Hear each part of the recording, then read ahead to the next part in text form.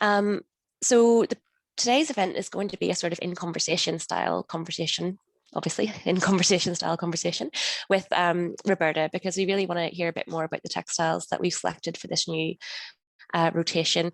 I'll say a little bit, I guess, about the origins of the exhibition at Queen's before I open to Roberta. So Roberta and I met back in August 2020 at an event to mark the International Day of the Disappeared. And Roberta came to me afterwards and suggested having an exhibition at Queen's. So the Conflict Textiles team have had an exhibition at Ulster University's McGee campus for a long time.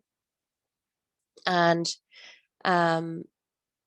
we opened the exhibition in Queen's last March, so March 2021. So it was in the midst of lockdown. So it was a bit of a non-traditional launch of an exhibition, but it's been great having it there.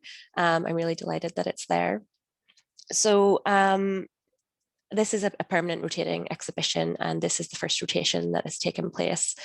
We'll say a bit more about the textiles that we've chosen as we go through, but broadly speaking, these textiles are connected by the theme of women's resistance. So we picked this theme in part because I think it's of relevance across the law school, the Mitchell Institute, and the university as a whole, but also, and I imagine Roberta will say more about this, it's important in terms of these textiles have their roots in women's resistance. So the first textiles were created by groups of women working in Chile, living under the Pinochet dictatorship, as a way really of sort of giving their testimony and spreading the word about the human rights violations that were happening there. So the textiles are very much rooted in this theme of women's resistance. So Roberta, do you want to introduce yourself? And then I will open with a couple of questions. That's fine. I'm Roberta Bacic. I'm the curator and really also the collector of Conflict Textiles. Today is an important day every time that we bring new voices.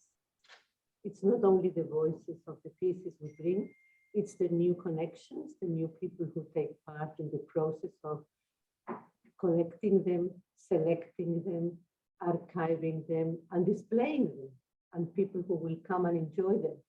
So the idea that it's a collective is also to replicate this idea that it's not a solitary work.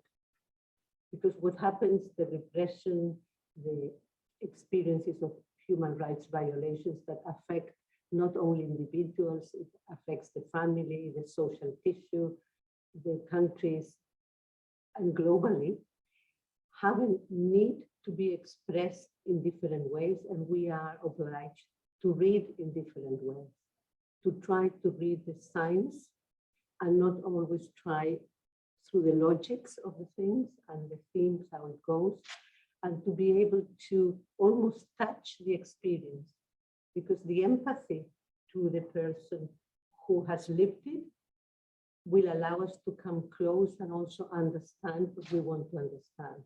So it's resistance, but it's also testimony, it's also memory, and it's a way to say, I'm not a victim, I'm a person. I'm a person who has lived a very difficult circumstance, and here it is, what can you do? It's something that pushes the audience to engage and respond. It's not only about telling the story. You tell it not because you want people to feel sorry for you. You want people to understand and take a role, because there is always something we can do, because we're responsible not only for what we do, we're responsible for the things we don't do. And in that way, these textiles give us the possibility of reading the story, but also telling a bit about the different layers and the time. If you think it's not a work, we are recording our session and somebody can listen to it. But if we think the women who made these pieces have put the experience, the time when they lived it, the time of elaborating it within themselves, the time to design it, the time to sew it, the time to get it out, the time we get it to be exhibited. So it's all a multi-layers of experiences, and one feeds the other. So I think that is very important to say, that they interact. And at the end, we have the piece that will encapsulate all these experiences and all this time. I tend to call them a bank of time. And for some of you who have heard me will hear it again, there are two basic things we do every day. We need to dress and we need to eat. So the textile element is something incorporated in the fabric of our existence. We have to dress every day, and we cover the baby, we protect the people with cold, we appeal to blankets when people are in the street. So it's this idea of touching it. It's touching the pain, but these pieces have also the great capacity to show us the pain amidst other experiences that are positive. So they show us women together. And that is something we also have to read. It's not only individuals suffering, it's a community that comes together and speaks out. So I'll leave it there so that we can then talk about the pieces themselves.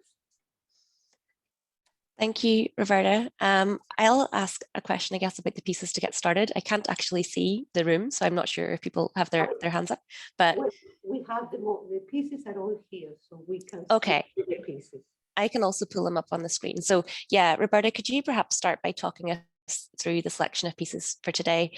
In particular, a couple of the pieces we selected this time, the Arpillera workshop and the Arpilleristas and Cartoneras, are quite interesting because they look on the face of it like quite domestic scenes. And as you'll know, in the previous selection of textiles, we had much more like obviously sort of either images of violence or of, you know, protest. So could you say a little bit about what these textiles mean and why it's important to have these sorts of scenes represented? I'll pull up the Arpillera workshop first. Is that okay? I'll put it up. Okay. Okay. Okay. It's quite nice today to start with an arpillera that's from Peru and not from Chile. Normally, as I'm from Chile, and we started with the Chilean arpilleras that were the first in documenting human rights violations via arpilleras. This workshop shows us the labor it contains. And it also refers specifically to this task of women finding their way out to organize themselves, to show that it's not improvised craft that they are doing. It's trying to, by textile element, to portray what was the experience of making the arpilleras and how they were making them. So I don't know if you can see me by point here. Can you see me? I don't know. We cannot because the camera's at the wrong angle, but we can maybe guess. Anyway, we can guess. If you look to the left, you will have there a cupboard, and on this cupboard they write what they have inside, what kind of material. So they have a very neat distributed room, but they also show that there are little pieces of thread and materials that fall, shows the activity. You see the iron, the person who is designing, the person who is organizing the room, somebody is putting flowers. So you have these multi-layers, and you have a blackboard. And you have a blackboard where women were writing the rotas. Who had the rota and what day? So it's the labor that's there, but it's also the industriousness of them and the joy of finding a way to work around. So you find many traditional ways of working with wool and also the thread, and you will see them organizing the wool, and you will see them also holding the papers in which they are designing the next step arpillera. So this brings us. All right, okay, thank you. So if you are here, you can see them pointing out the different things I mentioned, but also this will encapsulate the organization within themselves. Would also tell you the kind of extra labor they had to have, and you can see that they are going with the roles of materials. So that is the importance to encapsulate the labor, the industriousness, and also the joy of doing it. You can see that they are dusting and they are watering. So there is lots of joy. And the colors show that the difficult events that are happening, they can put them in the context of the wider life, of the things that are healthy. So one of the things we used to say that is most important, that in each arpillera, whatever they showed of human rights violations, even the scenes of torture, there should be one element of what they gain of working together. What is it that it gives you that you don't receive from another way? I think that many of these women would have not had any chance to go and speak to a commissioner or to somebody. So they speak through the textiles, and also not only them, it's also the network of people who supported the transport of the arpilleras out of the country because they believed in them and they believed in their cause and they believed it was important that other people overseas would know about that. So that was another labor that you don't see, like the labor that's done inside the sewing rooms. So when we were selecting the pieces, I was very pleased with Lauren pointing out this piece insofar that we could show how it happens. And it's not improvised and it's not something they do in 5 minutes. There is lots of time invested. Just to show, maybe that's the camera is here, this little book called Arpilleras, Cuadros que Hablan. This is a book that was made at the time of the workshops. It has not been republished, but it's very moving because I found 2 of the arpilleras we have in the collection documenting in this book that was domestically produced, and we have a copy. So it's quite interesting to see how they named themselves. Now, different to the Chilean ones, they have the initials of the names of the woman who made it. Felicitas. Thank you. I don't have any more questions about this piece from Peru. Yeah. I do have a question. In what context or what kind of period is it set in? During the war in Peru between Shiny Pass and the Peruvian government.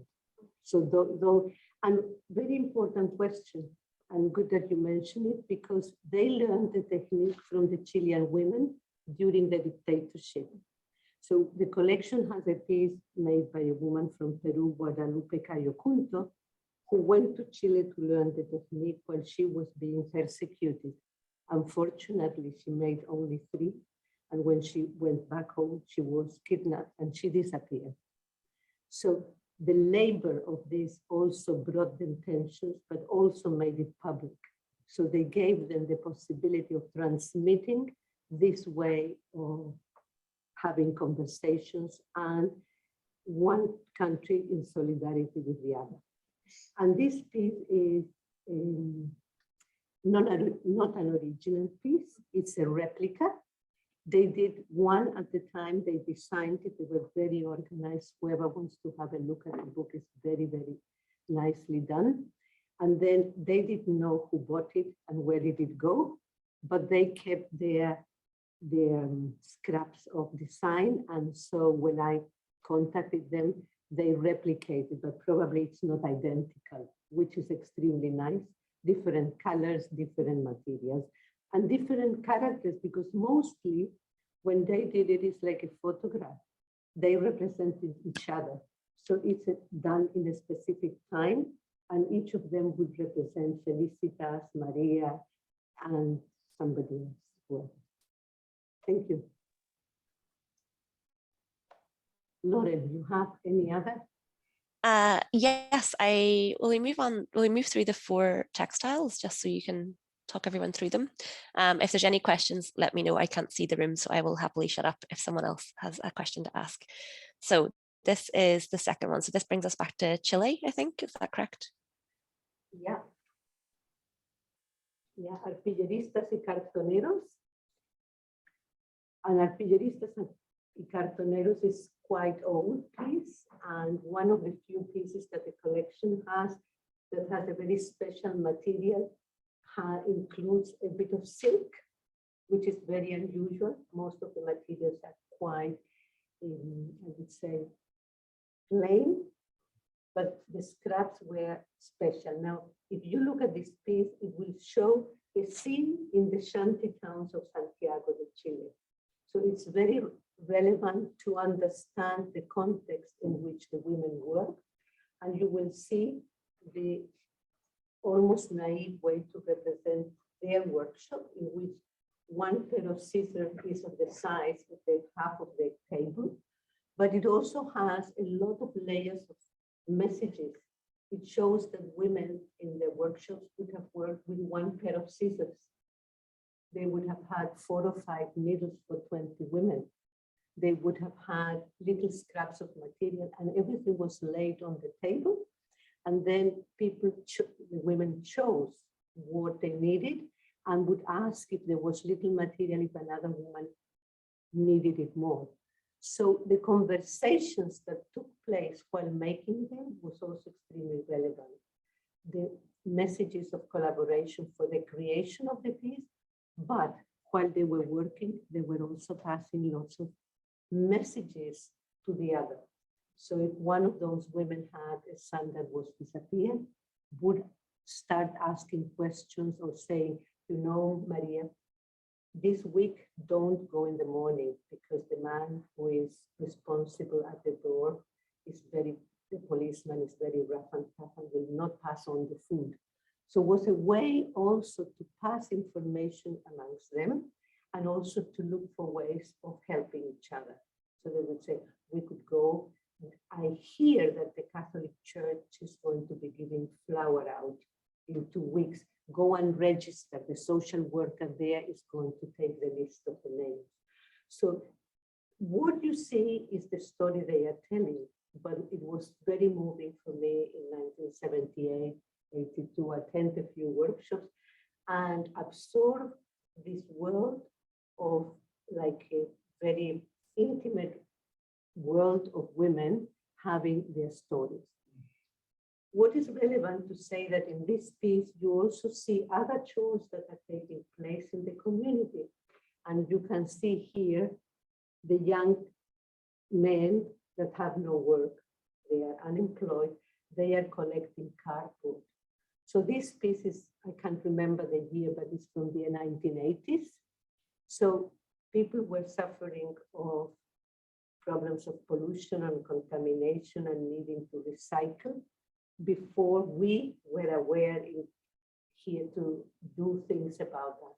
So they would have collected them and sold them by kilos for very often for their construction of houses and little things in which they would have put the cardboard between the walls. Poverty is also very resourceful, so people look for ways of sorting themselves out. And you can see other women cleaning here, and they are cleaning their place. Now, the other thing that is important is the use of colors. Colors are very much at random. Colors are not used to represent reality. Colors are there to use the materials you have, and quite often they say, porque me gusta, because I like it. There was no other reason than that. Quite often women would have referred to the feeling. The house should be warm and cozy, so they would look for a material that feels cozy. So the textile use tells lots of layers of stories. In this one, the gray ground is from school uniforms, from trousers from school uniforms. So probably a mother cut it was too long, the trousers cut them, and that's what is used here. So when you can decode also the use of the scraps. Here we have a textile artist with us who is bringing me scraps for a material, for a workshop we are going to have in Cushenden. And then the importance of bringing materials you don't know to discover in this sharing and in this touch, what they tell you and what they bring you from one place to the other. And maybe for the ones who for the first time listen, arpilleras were made with the material of the flower sacks. And so this is a fourth of a flower sack. That's the size. And then always they have a border of crochet or of blanket stitch to make it very sure that you are going to have it like a picture, that you are not going to use it for practical affairs. It's a story to look at and to respond and react. It's quite interesting that though the sewing had to be done inside, very often in places that where you had to hide because they were forbidden from 1980 on. You couldn't have one, you couldn't make them, you couldn't transport it, you could court-martial for that. So they looked for a way of working in small scale inside, but depicting the scenes outside. So if you think from a point of view of how progressive these women were without making an analysis, we have to be at home, we have to be in the population, we can't go out, the military are surrounding us, but still we can show what's going on in the streets. So that is extremely important in these pieces. Thank you. So we have been in Peru, we have been in Chile. And where do you want us to go now? You can go Chile or Colombia, right? Chile. Okay, here we go. Cueca sola.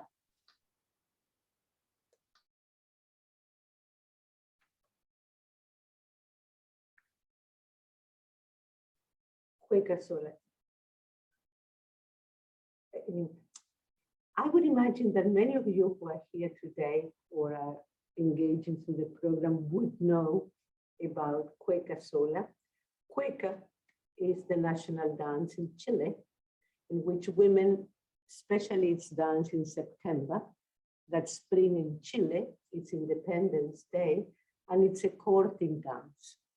So it's a happy moment to celebrate, and the women, the relatives and the friends of the families of the disappeared, decided to look for a way of really showing the impact that the dictatorship was having, and that we couldn't go doing things like always and secretly complaining. So they created this performance of dancing cueca on their own, not with a partner, and they did it with the black skirt and the white blouse and the photograph of the loved one on the left-hand side of their, on their blouse. So the idea was to be able to denounce that. So the textile is one element, but they would also have danced it in the street, and they did it quite often in front of Pinochet's headquarters, and they looked for the possibility of being seen by the public in the streets. So you can see these other women here looking at them, and they doing the performance for the people, the anonymous passers-by that would not react very often. So that's one of the very relevant pieces. There is also a cueca sola in this moment at the Ulster Museum as part of the new exhibition on decolonization, and it's accompanied with the dance of the women from 1984. So it's quite a performatic element, and so you see here the piece flat, but you can also have a view into the dance itself. Thank you. Thanks, Roberta. And then we go to Colombia.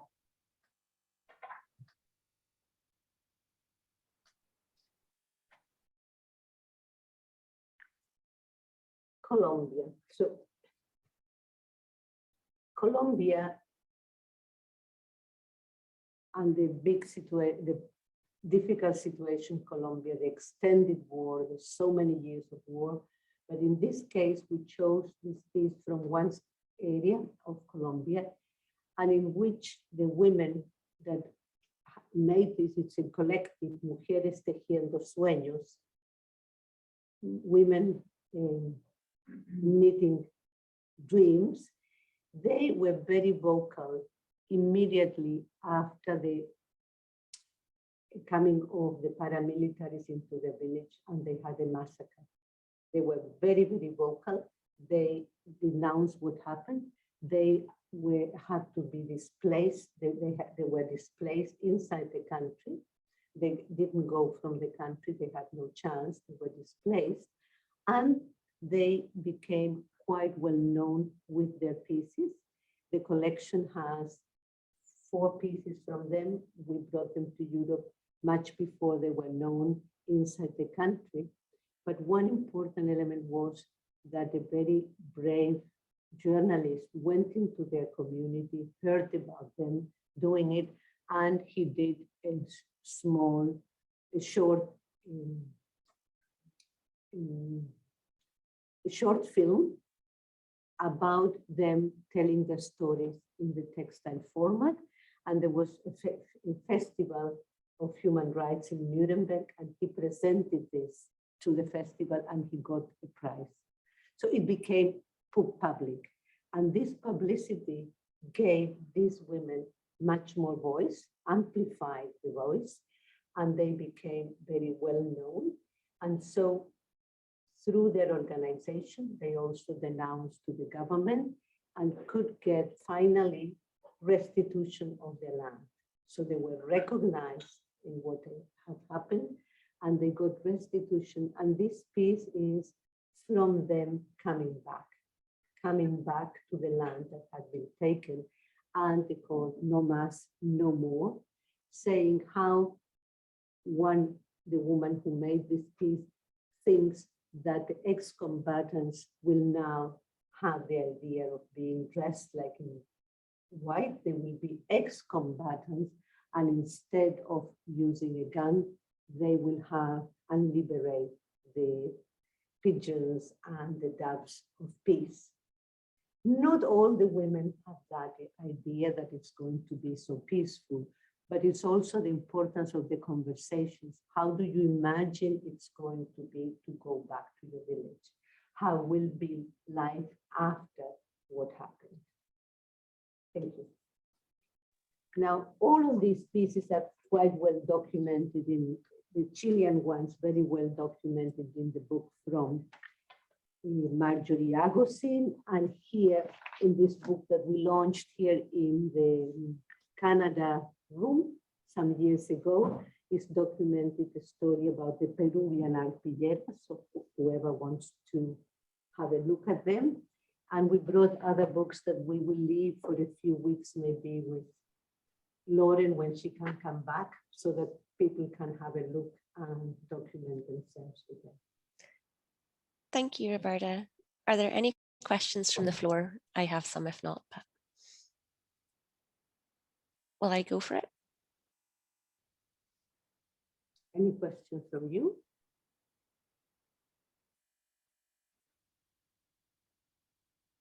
Will I kick us off, Roberta? Will I ask my question and then maybe others can think of questions? Okay. Okay. So yeah, I have a question about like the international spread and also I guess the temporal spread of the textiles. So we've seen now textiles in relation to, for instance, like femicide in Mexico, to issues of migration, so quite present day concerns, as well as in other places across the world. Could you say a bit more about why you think this particular medium has, like, some of the places that textiles have turned up and why you think it has spread as it has, why it's used so widely? I think when you have the need to say things and you think things have not made any impact, you look for new voices, for new ways, you try another way. You really don't. I think the women want to somehow say, here we are responsible for our own expressions, if they are not going to listen to us, we will make ourselves heard. On the other hand, it's a technique that is relatively simple to pass on. You don't need big skills, you don't need lots of training, you need a story to tell, and just a very simple watch or look at a piece and respond and tell your own story. We have done workshops even by Zoom, in which just by seeing the pieces and telling a bit, people are invited to tell a story from their own in the textile format. So we give them very few elements, but really it's not a sewing class. It's not to go to perfection. It's to be able to really find your own voice and see that you can be a protagonist in your story. Thanks, Roberta. Are there any questions from anyone on the Zoom call? Teresa. Yeah. Hey. Do you have examples of how many of these stories are collectively shaped? I mean, it feels like you had an author for each of the RPAs, but I wonder, given the way in which the first RPA showed how women collaborated, were organized, is there a place there for this being kind of collective stories, or is it much more personal testimony of a collective situation?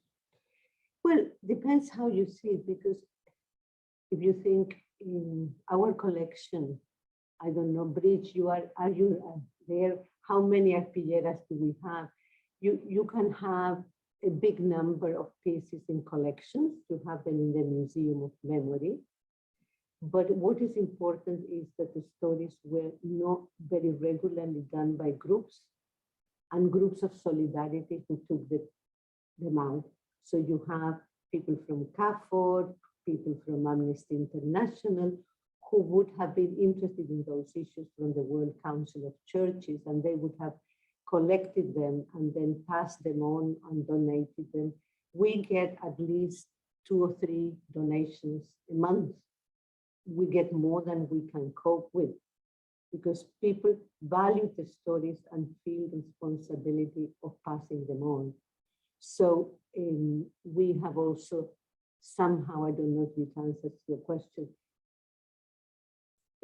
wanted to make very clear that it's important not only to make it, it's also important to preserve them, to document them, and to have them available for others to see as a trigger for other stories, but also for the value they have in themselves. So the idea and the discussion in this moment at the Ulster Museum about decolonizing, do we send all the objects we have in the collection back, or what do we do with the objects?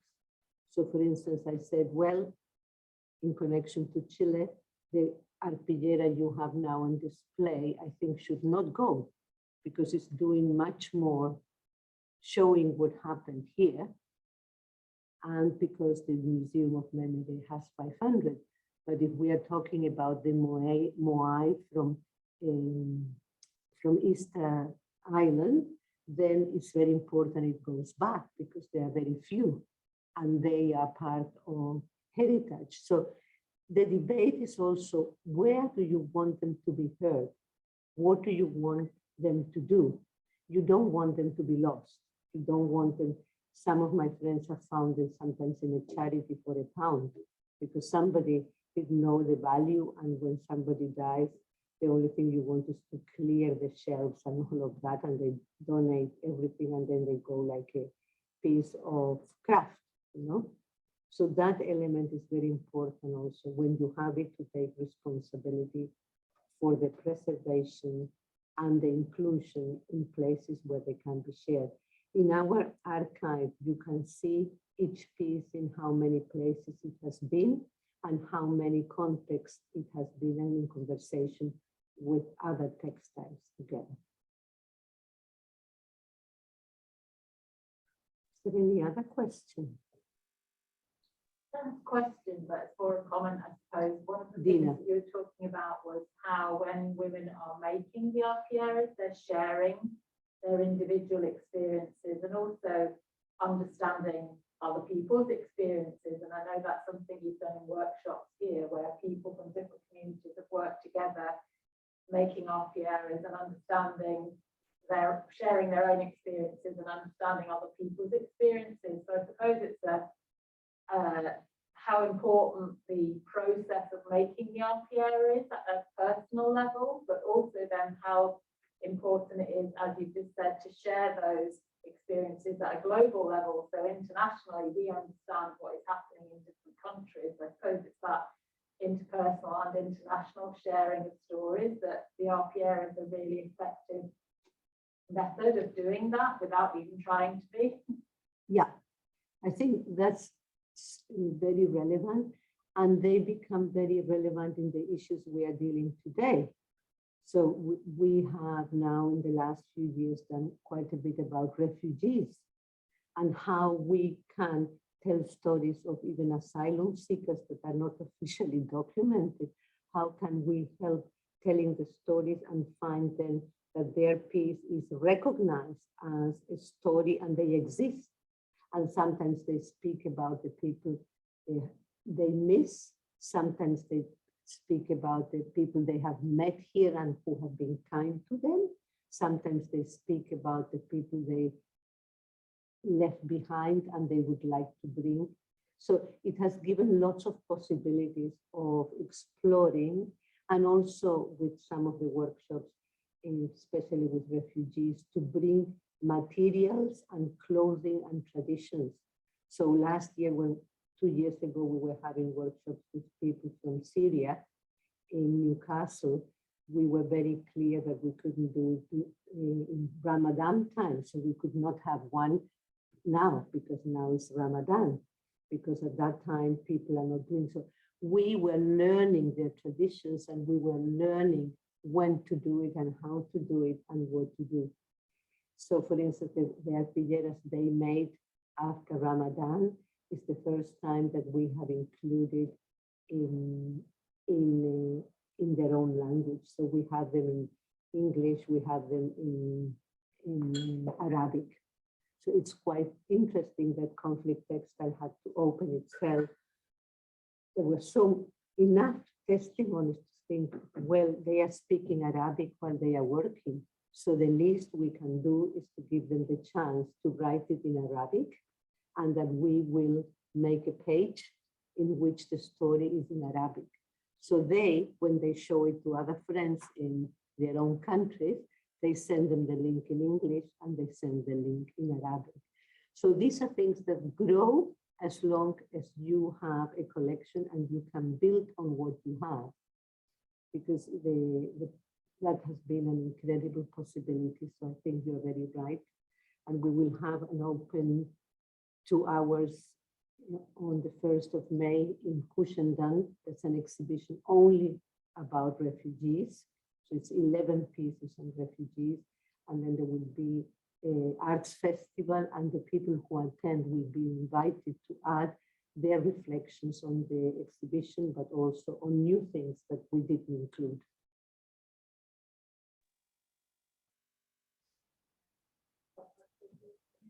Yeah. Hi, I wanted to congratulate you for work with the collection and exhibiting these important pieces. And going back a bit to the idea of how they're displayed, I wanted to ask, for example, in the 1970s, 80s, the Artilleras Nacionales in Chile, who were they expecting the audience to be? Because if it was criminalized, I understand transporting Artillera was dangerous. Would it be an heirloom? Would it be desahogarse, different of the skeletal system? What would the idea be back at that time? Well, even then, there were always solidarity groups that would come through the churches, through the political parties, through relatives, because people went into exile and then they could come back, and then the L that you were in the list that you couldn't come back was taken from you and you could travel back, and then you would send them out. So there was always networks, and it was very, very nice to smuggle them, to pass them on to friends and say, can you take this?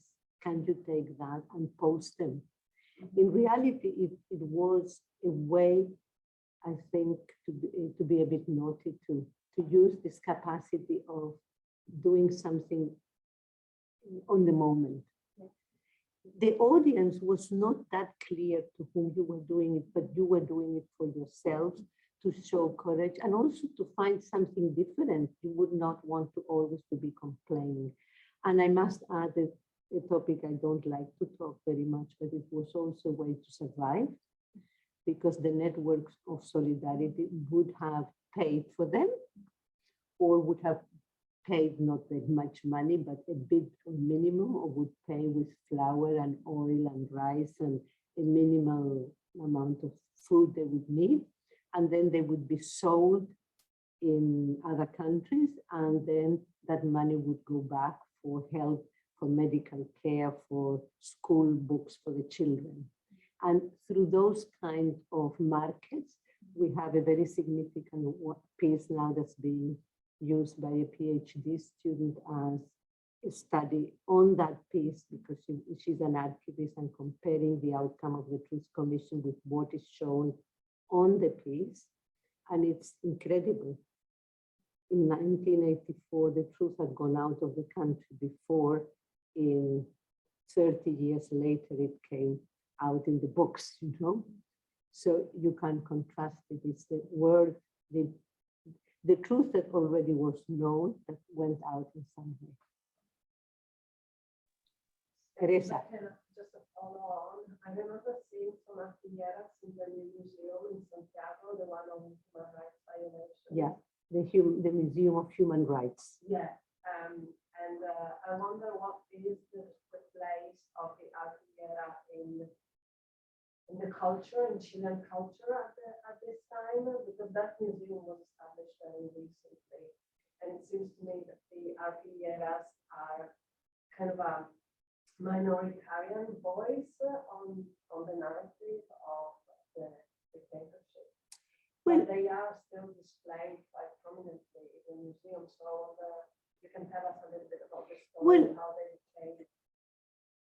I would say that they have there are different moments. The Museum of Memory owns many, but they have spread a lot by other groups.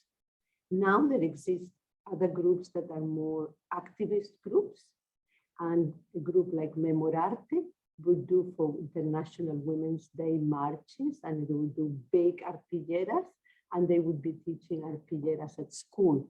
So it has become a way to tell stories today. And my next exhibition at the Ulster Museum in the section, The Troubles and Beyond, it's always 3, is going to show an artillera from 1975, from 2020, and one from 1986 made by a Chilean exile in Ireland. So it's going to show the tradition, how it was done then, how it has become a way to speak today about the levantamiento social in Chile, 2020. It's very prominent piece because it shows the eyes, as you know, in this upheaval from the people in Chile. The police shot at the eyes, so there are almost 300 people who lost 1 or 2 eyes. So the artillera is based on the story of the loss of eyes. And there is also a woman who emigrated to Ireland, and whenever she felt really desperate for bonding with Chile, she made another artillera. And we have a piece that really is quite significant. It was made about the students' uprising about 8 years ago, that brought into the public domain the new and young politicians. And so we have a new president who is 35 years old and came from that movement that's documented also by artilleras. So it becomes not only by Chilean in Chile, it becomes a piece of materiality by which you can tell a story. Thank you, Roberta. Just to note, Briege put in the chat earlier that you have 390 textiles at the minute, so not just RPRs, but 390 in total. Are there any other questions in the room? Roberta, was it the background, the topic, the base, always the same? or was this also upcycled? It was 90% recycled materials. It's from the flour sack, el saco de la harina. Okay.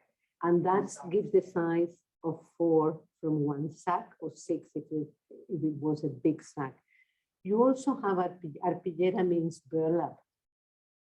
The arpillera will show at the museum from June on. It's made on real old piece of burlap, but the woman must have been so very poor that she didn't even have the square of burlap. So it's like a jigsaw of pieces of burlap stitched very roughly together to give it the basis. So it's, and the reason why our collection is all the pieces on the burlap is to always remember the very humble origins from where they come, and also for the easiness of showing them and being able not to touch them and do conservation and have them always in very good, in a good, easy way to show and not intervene with any other kind of material. Any other question? We've been talking a lot about telling stories, but are there more than that? How do you look at them in terms of art? Well, the art of telling your story is an art in itself. I think, yes.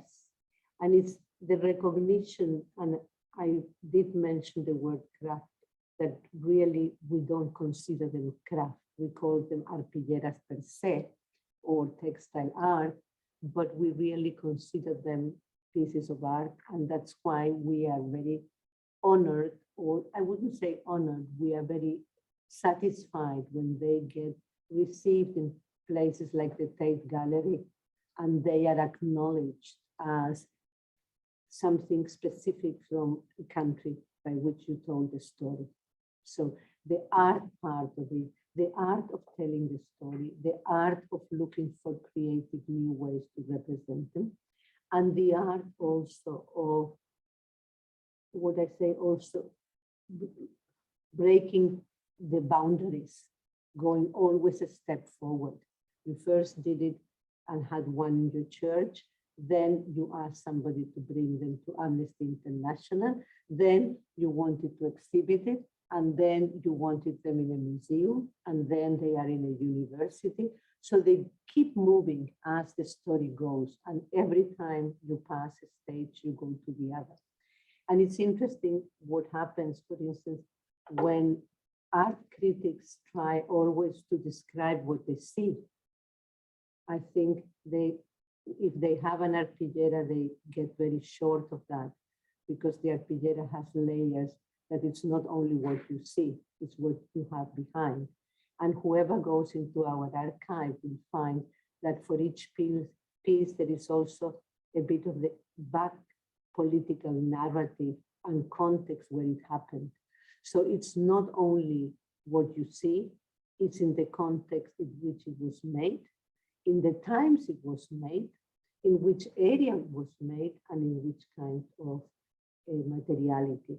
Some of these pieces were made in prisons. There is quite a bit of literature now about textiles made during prison. And just to say that textiles have been used to document that, but also you know that textiles are used to repress people. So when people are prisoners, very often they have to wear a garment, and that garment is of textile, that instead of being your voice that gives you the expression, it's to make you feel bad. And it's also used in when you are tortured, you get you are blind. Blindfolded, and then it's also materiality. So the importance of the material used for an act of art, an act of expression, but also it's an act, we would say in Spanish, the subjugación, of undermining you in certain circumstances.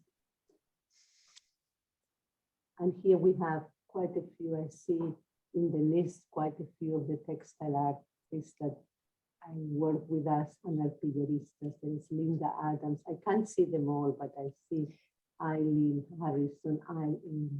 I see Linda Adams, Helen Maguire.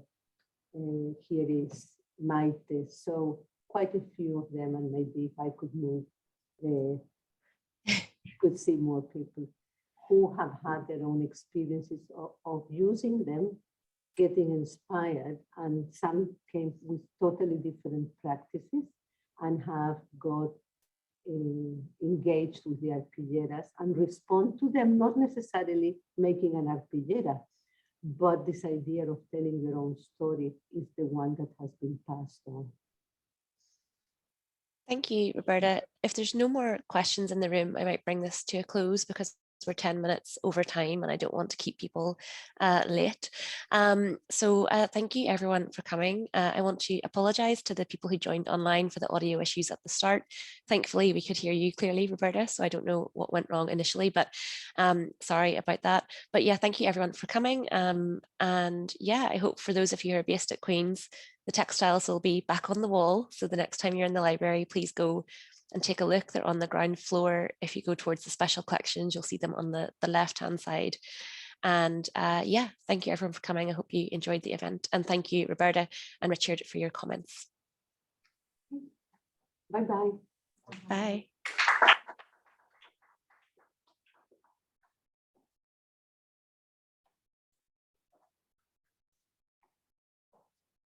So we'll be able to have our cup of tea now.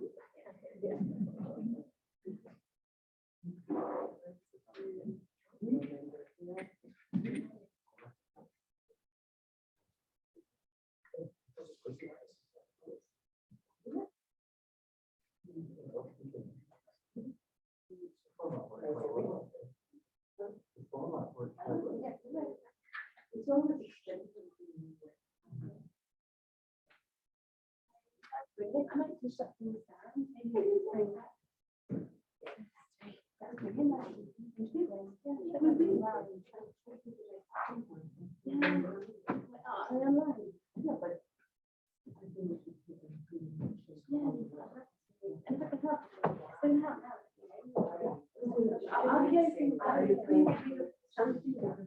Of course, yeah, I'll shut